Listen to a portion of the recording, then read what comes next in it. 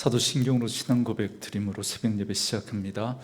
전능하사 천지를 만드신 하나님 아버지를 내가 믿사오며 그 외아들 우리 주 예수 그리스도를 믿사오니 이는 성령으로 잉태하사 동정녀 마리아에게 나시고 본디오 빌라도에게 고난을 받으사 십자가에 못 박혀 죽으시고 장사한 지 사흘 만에 죽은 자 가운데서 다시 살아나시며 하늘에 오르사 전능하신 하나님 우편에 앉아 계시다가 저리로서 산자와 죽은 자를 심판하러 오시리라. 성령을 믿사오며 거룩한 공회와 성도가 서로 교통하는 것과 죄를 사하여 주시는 것과 몸이 다시 사는 것과 영원히 사는 것을 믿사옵나이다. 아멘. 이 아침에 우리에게 주시는 하나님의 말씀은 이사야 61장 1절로 11절 말씀까지입니다. 이사야 61장 1절에서 11절 말씀까지 말씀 찾으셨으면 한 목소리로 같이 읽습니다.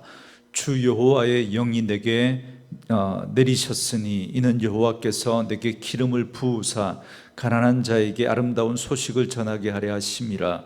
나를 보내사 마음이 상한 자를 고치며 포로된 자에게 자유를, 갇힌 자에게 노임을 선포하며 여호와의 은혜의 해와 우리 하나님의 보복의 날을 선포하여 모든 슬픈 자를 위로하되 무릇 시온에서 슬퍼하는 자에게 화관을 주어 그 죄를 대신하며 기쁨의 기름으로 그 슬픔을 대신하며 찬송의 옷으로 그 근심을 대신하고 그들이 의의 나무 곧 여호와께서 심으신 그 영광을 나타낼 자라 일컬음을 받게 하려 하심이라.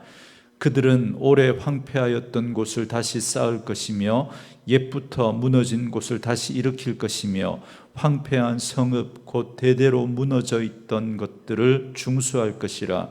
외인은 서서 너희 양떼를 칠 것이요 이방 사람은 너희 농부와 포도원 지기가 될 것이나 오직 너희는 여호와의 제사장이라 일컬음을 받을 것이라. 사람들이 너희를 우리 하나님의 봉사자라 할 것이며 너희가 이방 나라들의 재물을 먹으며 그들의 영광을 얻어 자랑할 것이니라.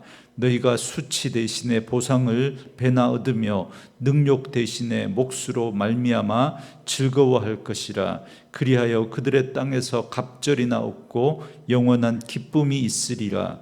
무릇 나 여호와는 정의를 사랑하며 불의의 강탈을 미워하여 성실한 그들에게 갚아주고 그들과 영원한 언약을 맺을 것이라. 그들의 자손을 문 나라 가운데 그들의 후손을 만민 가운데 알리리니 무릇 이를 보는 자가 그들은 여호와께 복받은 자손이라 인정하리라.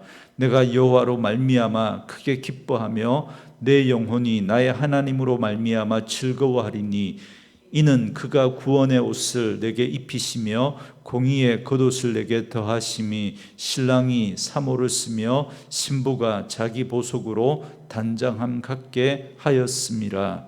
땅이 싹을 내며 동산이 거기 뿌린 것을 움돋게 함 같이 주 여호와께서 공의와 찬송을 모든 나라 앞에 솟아나게 하시리라.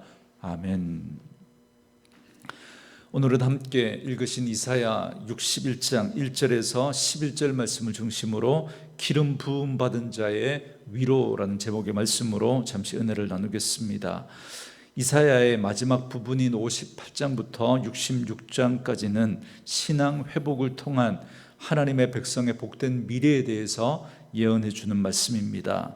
어제 본문 60장에서는 하나님의 영광이 임한 시온은 이제 열방에 빛을 비추게 될 것이고 그러면 열방은 그 빛을 보고 하나님 앞에 나아오게 될 것을 말씀하시면서 그것이 궁극적으로 영적인 이스라엘인 오늘 저와 여러분 교회의 영광스러운 사명이라는 사실을 살펴봤습니다. 이어서 오늘 본문 61장과 그리고 62장의 말씀은 메시아가 가져올 아름답고 영광스러운 사역에 대해서 증거하고 있습니다. 특히 오늘 본문은 메시아의 구원 사역으로 인해서 하나님의 백성이 누리게 될 풍성함에 대해서 예언하고 있습니다. 먼저 1절 말씀에 보면 주 여호와의 영이 내게 내리셨으니 이는 여호와께서 내게 기름을 부으사 가난한 자에게 아름다운 소식을 전하게 하려 하심이라. 나를 보내사 마음이 상한 자를 고치며 포로된 자에게 자유를, 갇힌 자에게 노임을 선포하며 그럽니다. 이 말씀은 1차적으로 바벨론에서 포로로, 노예로 고통받고 있던 유다 백성들에게 위로의 메시지를 전하기 위해서 이사야 선지자를 공식적으로 그렇게 위임을 주면서 세우는 그 장면이라고 할 수 있겠습니다. 그런데 이사야 선지자는 이미 6장에서 선지자로 부르심을 받는 장면이 나옵니다. 그리고 사실 이사야 선지자의 사역은 지금 이 본문 말씀과는 그렇게 맞다고 말하기가 좀 힘듭니다. 그래서 이 말씀은 궁극적으로는 하나님의 그 구원 사역의 절정에 서 계시는 바로 메시아 예수 그리스도의 사역을 의미하는 말씀입니다. 그래서 누가복음 4장에 보면 예수님이 공생애를 가장 먼저 시작하면서 그때 예수님께서 회당에 들어가셔서 성경을 찾아 읽으시는 장면이 나오는데, 그때 읽으셨던 그 누가복음 말씀이 바로 오늘 본문 1장부터 오늘 본문의 1절부터 3절까지 말씀입니다. 그래서 예수님께서 이 본문의 말씀을 다 읽고 난 다음에 뭐라고 말씀하시느냐면 누가복음 4장 21절에서 이 글이 오늘 너희의 귀에 응하였느니라 그렇게 말씀합니다. 그러니까 예수님은 오늘 이 본문의 말씀이 바로 예수님 자신을 예언하는 것이다라는 걸 본인이 분명히 밝히신 것입니다. 자, 그렇다면 기름 부음 받은 메시아의 사역이 무엇인지를 오늘 본문 말씀을 통해서 살펴보도록 하겠습니다. 첫 번째 사역은 가난한 사람에게 아름다운 소식을 전하는 것입니다. 그렇다면 여러분, 이 말씀을 뒤집으면 가난하지 않은 사람은 메시아로부터 오는 이 아름다운 소식을 결코 들을 수 없다라는 말이 됩니다. 그죠?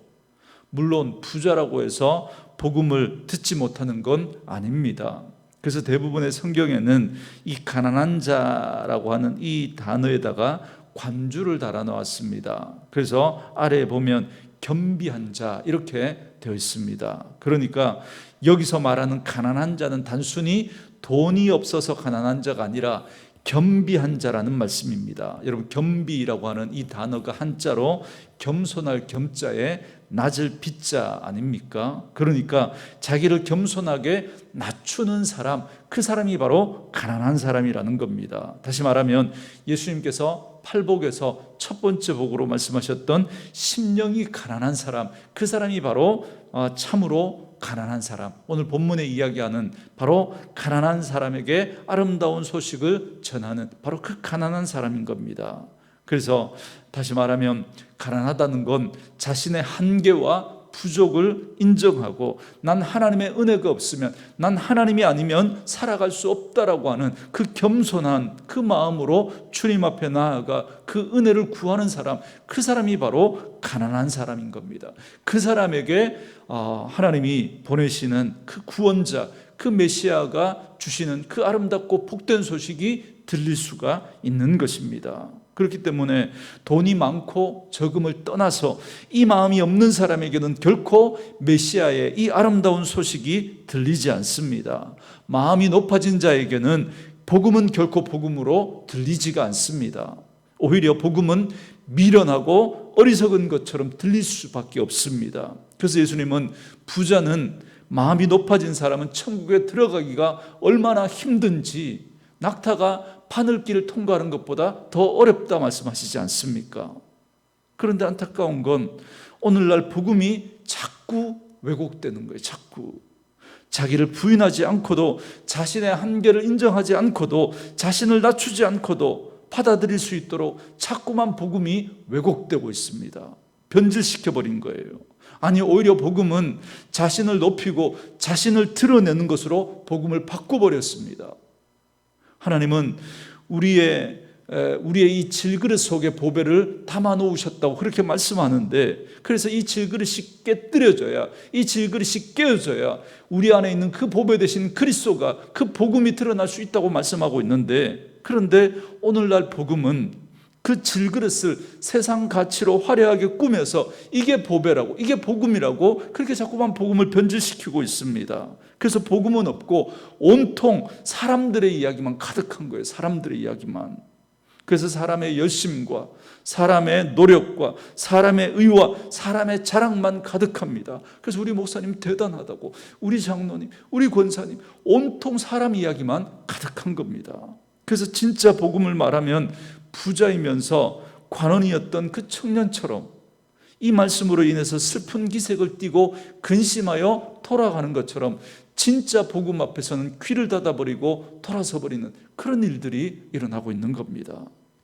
오늘 이 아침에 정말 우리를 돌아보고, 정말 나는 가난한 자인지, 정말 우리의 한계와 우리의 부족을 인정하고 하나님 없으면 살아갈 수 없다라고 하는 그 사실을 분명히 인정하고 그 복음이 복음으로 들려지고 있는지 우리를 돌아보는 그런 은혜가 있기를 원합니다.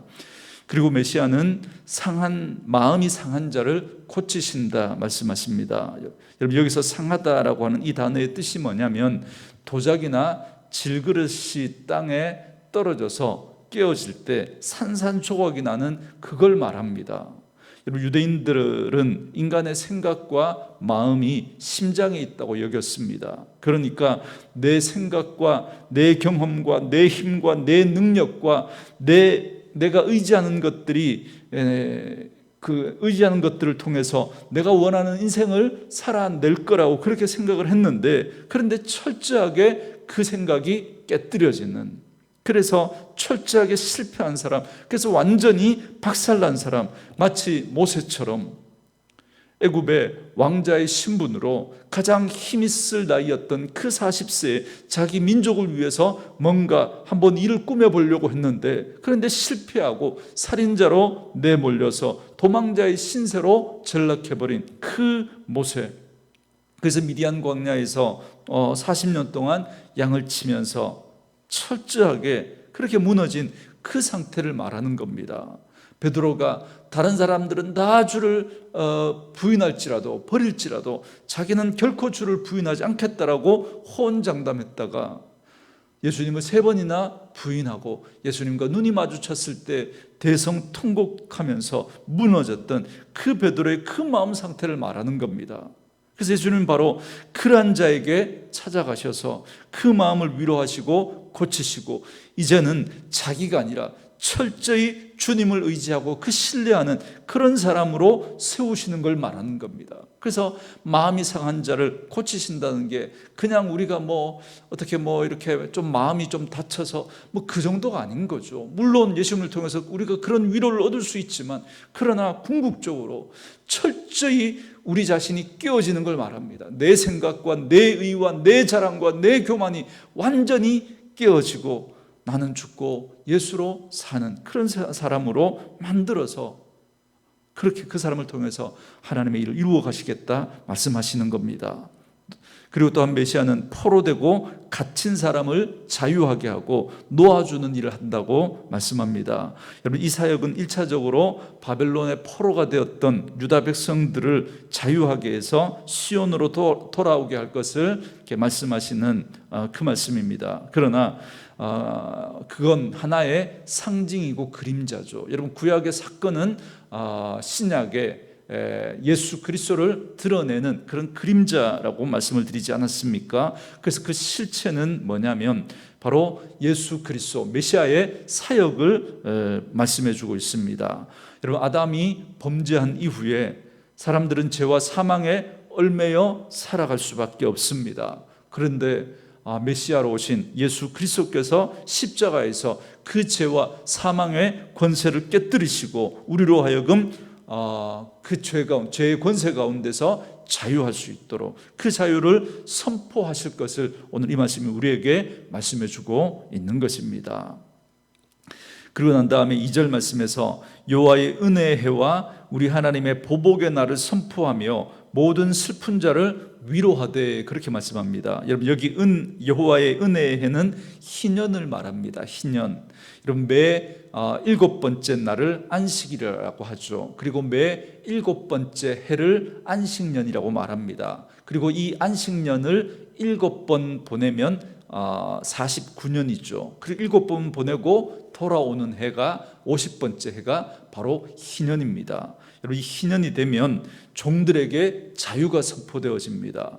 채무자들에게는 그 모든 빚을 다 탕감해 줍니다. 그리고 중간에 매매되었던, 원래 그 하나님께서 기업으로 주신 건 이렇게 매매할 수 없지만 이렇게 가난해서 그 땅을 팔 때도 사실은 희년을 이렇게 계산하고 매매하는 거예요. 그래서 희년이 멀면 멀수록 비싼 값을 받고 가까우면 이제 작은 돈을 이렇게 주고 매매를 하는 거죠. 그래서 희년이 되면 모든 땅은 다시 원래 주인에게로 돌아가게 됩니다. 그렇기 때문에 이 희년은 자유의 해요, 기쁨의 해요, 은혜의 해라고 말하는 겁니다.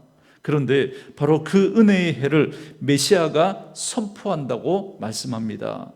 여러분 여호와의 날은 제가 늘 말씀드리지만 여러분 그 이중적인 의미가 있다고 말씀드리지 않습니까? 하나님의 백성들에게 그날은 은혜의 해입니다. 은혜의 날입니다. 구원의 날입니다. 그리고 자신의 그 억울함을 풀어주는 신원의 날이 됩니다. 그러나 메시아를 인정하지 않는, 메시아를 모르는 그 악인들에게는 그날은 심판의 날입니다. 여호와의 보복의 날이 되는 것입니다. 심판의 날인 거죠. 그래서 그날이 되면 모든 슬픈 자를 위로하십니다. 그래서 모든 슬픈 자가 위로받게 될 것을 말씀하고 있습니다. 여러분, 복음은 늘 역설적입니다.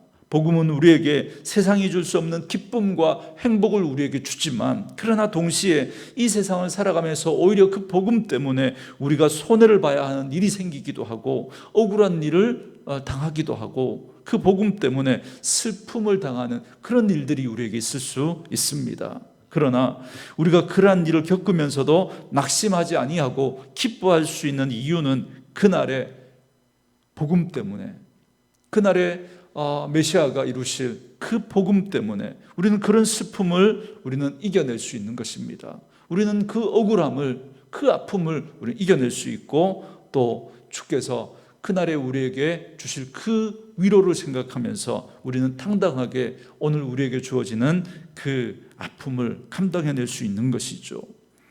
그리고 3절 말씀에 무릇 시온에서 슬퍼하는 자에게 화관을 주어 그 죄를 대신하며 기쁨의 기름으로 그 슬픔을 대신하며 찬송의 옷으로 그 근심을 대신하고 그들이 의의 나무 곧 여호와께서 심으신 그 영광을 나타낼 자라 일컬음을 받게 하려 하심이라 그럽니다. 여러분, 이스라엘에서는 극도의 슬픔을 표현할 때 옷을 찢거나 머리에 재를 뒤집어 썼습니다. 그런데 슬픔으로 죄를 뒤집어 써야 할 자에게 죄를 대신해서 화관을 주어 기쁨의 기름으로 그 슬픔을 대신할 것이라고 그렇게 말씀합니다. 여러분, 제가 늘 여러분들에게 마지막 날에 우리가 하나님 앞에 서게 되면 엄청난 해프닝이, 엄청난 반전이 일어나게 될 것이라고 말씀드리지 않습니까? 이 땅에서 우리가 그런 아픔과 슬픔을 겪지만, 그러나 우리가 하나님 앞에 서게 될 때 그 모든 것들이 뒤바뀌게 될 것입니다. 우리가 그 반전을, 그 역전을 우리가 기대하고 오늘도 우리가 이 땅 가운데서 믿음의 삶을 살아가는 것 아니겠습니까? 저는 저와 여러분에게 이 은혜가 있기를 주의 이름으로 축원합니다. 계속해서 4절부터 11절 말씀에서는 메시아를 통한 회복을 예언하고 있습니다. 6절 말씀에 오직 너희는 여호와의 제사장이라 일컬음을 받을 것이라 사람들이 너희를 우리 하나님의 봉사자라 할 것이며 너희 이방 나라들의 재물을 먹으며 그들의 영광을 얻어 자랑할 것이니라 그럽니다. 제사장은 하나님과 하나님의 백성들 사이에서 섬기는 사람을 말합니다. 이스라엘 백성들이 지금까지는 열방의 그 틈바구니 속에서 다른 나라들에게 짓눌려서 그렇게 고통을 겪으며 살았지만, 그러나 메시아가 다스리는 그때가 되면 그 나라들 위에 섬기게 될 것이다 말씀하십니다. 그런데 6절 이하의 말씀에 보면 이전에는 여러 나라들에게 조공을 바치면서 그렇게 살았을지라도 이제는 도리어 그 나라들이 재물을 갖고 오게 될 것이라고 말씀합니다. 그리고 마침내 9절 말씀처럼 문나라 백성들이 선민 이스라엘을 향해서 그들은 여호와께 복받은 자손이다 라고 그렇게 인정받게 될 것이다 말씀합니다. 이것이 바로 예수님으로 말미암아 우리에게 이루어질 일입니다. 지금 세상 사람들이 왜 그렇게 힘들게 사냐고 우리를 보고, 얼마든지 쉽고 편하게 살 수 있는 길이 있는데 왜 힘들게 사냐고 우리를 비웃고 조롱할지라도, 그러나 마지막 때가 되면 그들은 우리 믿는 자들을 부러워하고 우리를 보고 하나님께 복을 받았다라고 하는 그 말을 하게 될 것입니다. 분명히 그런 반전이 일어나게 될 것입니다. 그리고 오늘도 우리가 이 땅을 살아가면서 우리의 어떤 잘됨과 강함과 높아짐으로 우리가 그런 말들을 듣는 게 아니라 우리가 매력 있는 그리스도인으로 세상의 그 가치와 세상의 방법을 따르지 않으면서도 얼마든지 그들보다 더 기쁘고 행복하게 살 수 있는 그 삶이 있다는 걸 보여줄 수 있는, 그런 반전을 보여줄 수 있는 삶이 바로 오늘 우리 그리스도인들의 삶이어야 할 줄 믿습니다.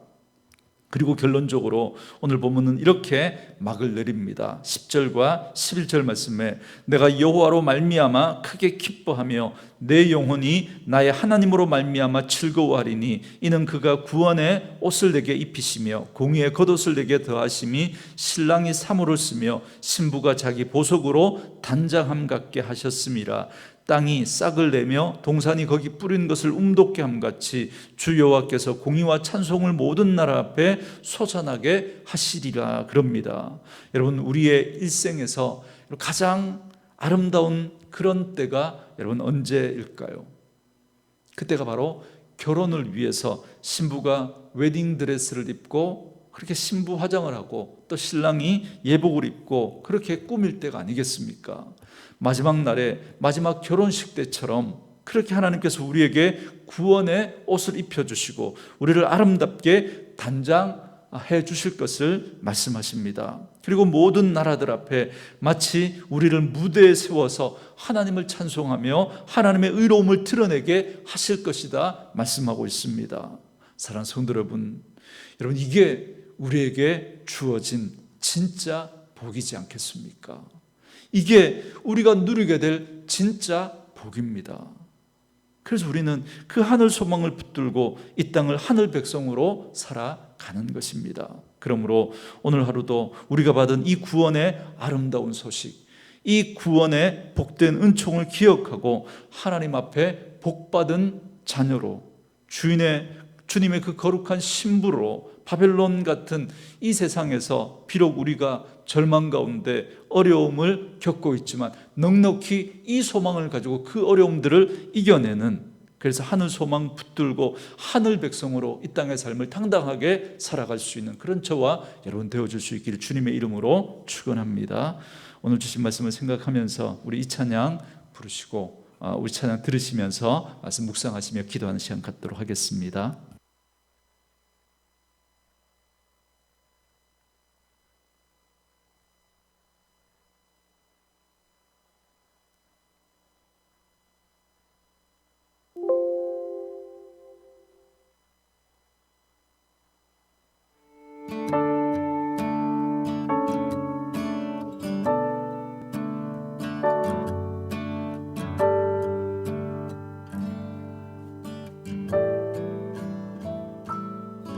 참 아름다운 곳이라 주님의 세계는 정말로 내가 나갔고 솔직할 수 있는 곳, 조금이라도 내 의라 말할 수 없는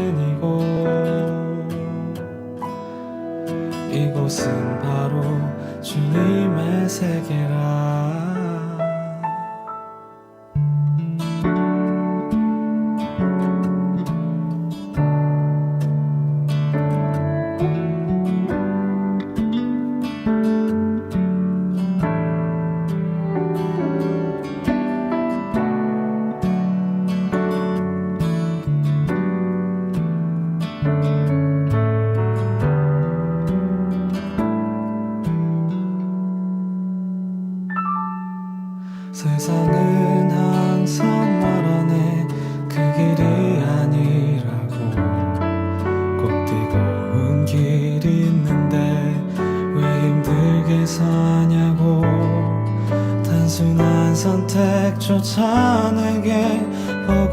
있기만 한 곳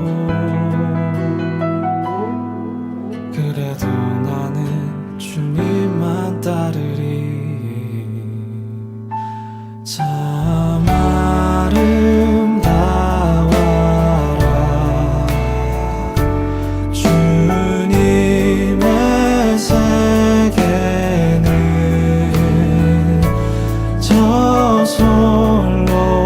저솔로몬의 옷보다 더 고운 백합 주 찬송하는 저 맑은 새소리 내 아버지의 지으신 그 솜씨 깊도다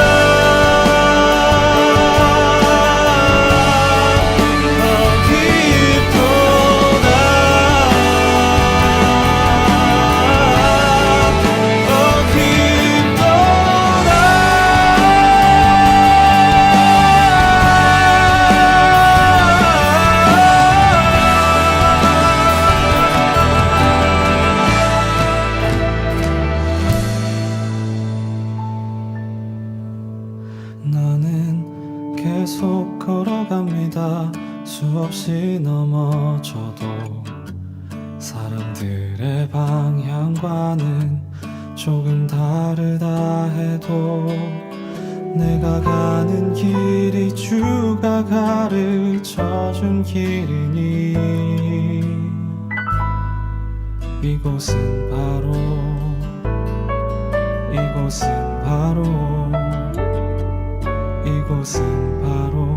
주님의 세계라